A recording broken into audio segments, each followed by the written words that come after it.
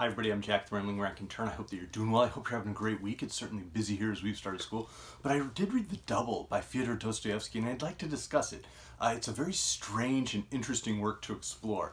It's an early work from Dostoevsky, I believe written or published in 1846, so a couple of years before the infamous moment in his life where there was the conspiracy and the mock execution and exile, and the event that, I don't want to say broke his consciousness, but certainly deeply affected Dostoevsky and deeply informs his famous sequence of novels where there's the despair, the questions around consciousness, existence, purpose. But what's fascinating is that in The Double, which again is before that infamous moment in his life, Dostoevsky is already asking those questions. He's probing, he's curious about human consciousness, and he's exploring it with a very dark sense of humor that I think is clearly informed by Nikolai Gogol's works. But that it remains in that strain of questions he wants to ask through all of his great novels.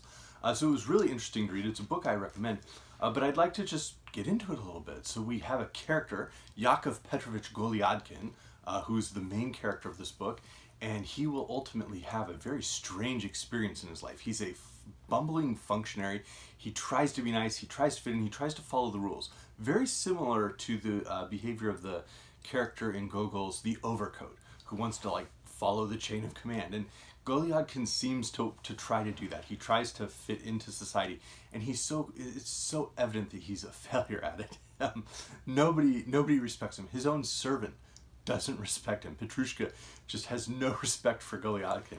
And so we see this man who's trying to do all the right things and is just abjectly failing at it. And then some weird happens. About a third of the way through the book, he's basically being kicked out of a party where maybe he was there's a woman he might like and he's sort of stalking. But he was thrown out of the party, and so he's wandering down the street and he notices there's this stranger. His position at that moment was like the position of a man standing over a frightful precipice when the earth breaks away under him, is rocking, shifting, sways for a last time and falls, drawing him into the abyss. And meanwhile, the unfortunate man has neither the strength nor the firmness of spirit to jump back, to take his eyes from the yawning chasm. The abyss draws him, and he finally leaps into it himself hastening the moment of his own perdition. Mr. Goliadkin knew, felt, and was completely certain that some further bad thing was bound to befall him on the way, that some further trouble would break over him, that, for instance, he would meet his stranger again. But, strange thing, he even wished for that meeting, considered it inevitable, and asked only for it all to be over, for his situation to be resolved at least somehow, only soon. And meanwhile he went on running as if moved by some outside force, for he felt some sort of weakening and numbness in his whole being. He was unable to think about anything. Those ideas kept catching at everything like thorns. Some forsaken little dog, all wet and shivering, tagged after Mr. Goliadkin, and also ran along sideways next to him hurriedly, tail and eyes drooping, from time to time glancing at him timidly and intelligently. And so as it goes on, the stranger stops at the same house Mr. Goliadkin lives in. The gate opens and the stranger stooped, flashed, and vanished. Mr. Goliadkin arrived and shot arrow-like through the gate. So he runs up into his apartment. The stairway was dark, damp, and dirty. At each turning, a mass of all sorts of household rubbish was heaped up, so that a stranger, an unaccustomed man, coming to that stairway at a dark time, would be forced to travel it for half an hour, risking a broken leg and cursing both the stairway and his acquaintances who lived in so uncomfortable a place. But Mr. Goliadkin's companion was like an acquaintance, a familiar. He ran up lightly, without difficulty, and with a perfect knowledge of the locale. Mr. Goliadkin almost caught up with him completely. The skirt of the stranger's overcoat even struck him on the nose once or twice. His heart was sinking. The mysterious man stopped right in front of the door to Mr. Goliadkin's apartment, knocked, and which, however, would have surprised Mr. Goliadkin at another time. Petrushka, as if he had been waiting and had not gone to bed, opened the door at once and walked after the entering man with a candle in his hand. And it moves on. His hair stood on end and he slumped down where he was, insensible from horror. With good reason, however. Mr. Goliadkin had perfectly well recognized his night companion. His night companion was none other than himself. Mr. Goliadkin himself, another Mr. Goliadkin, but perfectly the same as himself. In short, what is known as his double in all respects. And what ensues over the next 120 pages is this strange, horror comedy where we have Mr. Goliadkin, our main character, who refers to himself in his consciousness as Mr. Goliadkin Sr., And then there is Mr. Goliadkin Jr., the stranger, the double, the other. He's referred to in all of these different ways. And Mr. Goliadkin Sr. continues to be a total failure, while Mr. Goliadkin Jr. seems to succeed. He steals the papers Mr. Goliadkin Sr. writes and presents them as his own, and suddenly it seems like he's beloved by the boss, the same boss who despised and was contemptuous of Mr. Goliadkin earlier in the book. He's able to function at parties. He goes to the same restaurants, and while Mr. Goliadkin, our main character, is there, and he just wants like one little pie, and he's like, oh, okay, here's the 10 cents for it.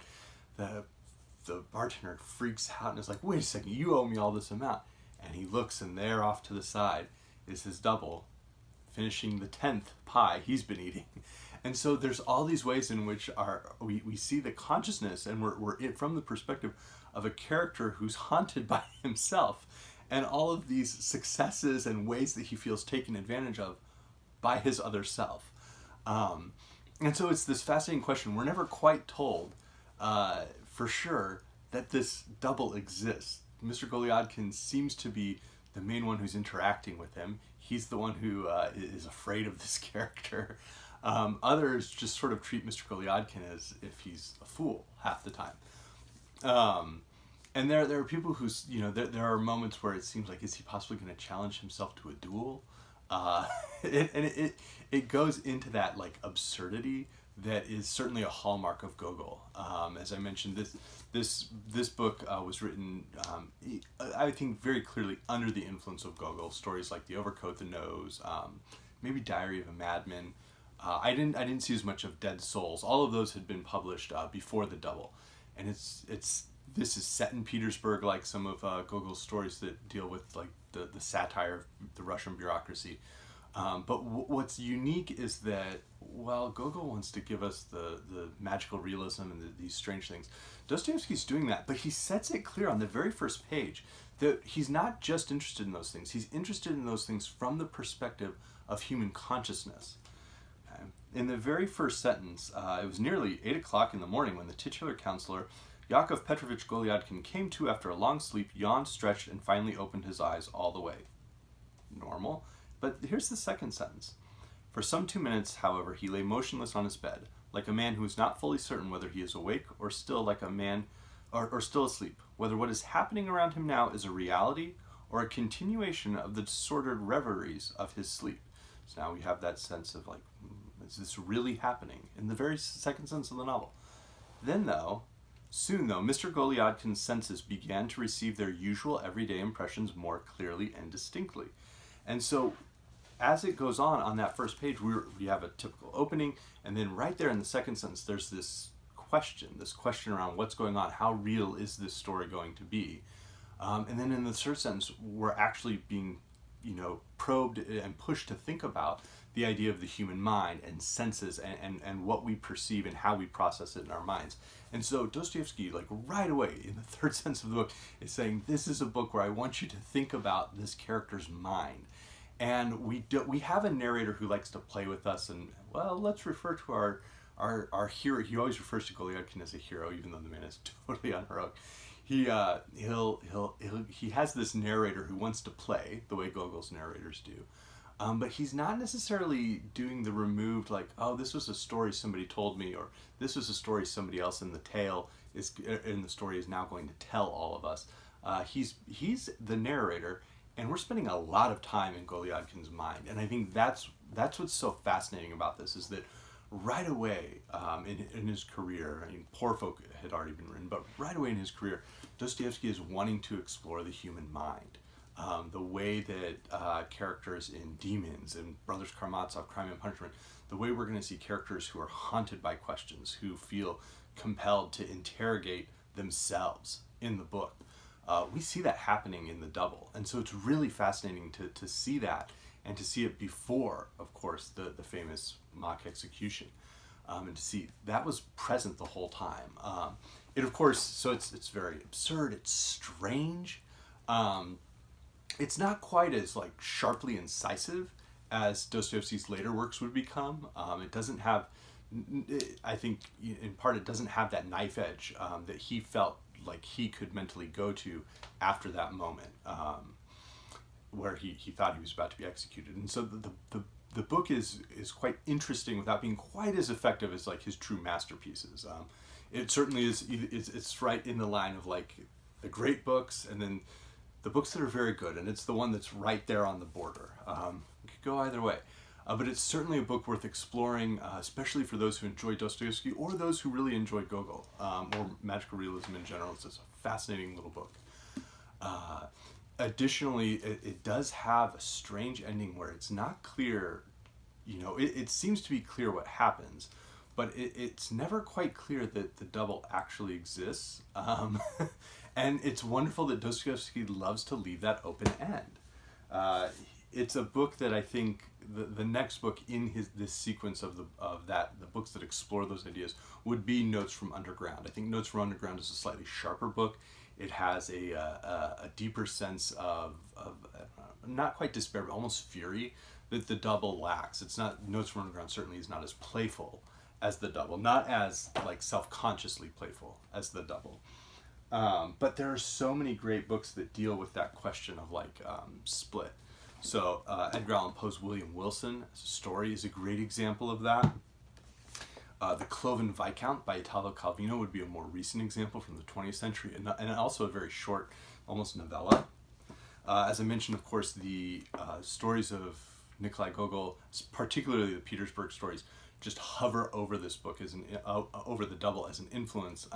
But it's interesting to see how Dostoevsky already is taking those influences, and then he wants to go in his own direction as a very young writer. From Gogol, of course, we would have the great Gogol's Wife by Tommaso Landolfi, and I reread this just this past month, and I might do a video on Gogol's Wife. It's an interesting story. Ward Number 6 by Chekhov, I think. I feel like that story which is a great and magnificent long story, almost a novella. I think that story was deeply influenced by aspects of the double. Those of you who have read both, I think, will understand what that means. And then Ralph Ellison has made left no questions about the influence he felt from Dostoevsky in his own writing. And particularly, I think that's clear in Invisible Man, his only published novel, where it's very evident the ways in which the Invisible Man, and particularly at the end, our narrator, the way he feels like he's almost recognized as another character, and he sees that character having all these different identities across the city. Like, is he a preacher? Is he a con man? Is he a criminal? Like, is he the Invisible Man narrator? Who is this? That, I think, we see the double's influence there. There are shades of some of the strange, absurd horrors that exist in the stories of Kafka, or even the books, The Trial. And then there's an influence, and I don't know that it's quite the same influence, but the story Double Indemnity from Robert Sheckley deals with a character trying to find one of his own ancestors and pass that man off as a double. And it's a wonderful short story, great science fiction story that has a level of satire around like greed and insurance and things like that. So that was the last work I was thinking of as I was reading The Double, which again I enjoyed. It was really interesting to see that side of Dostoevsky. So let me know if you've read it. Let me know what your favorite work from Dostoevsky is. And again, I really do hope everybody's having a great week. Thanks.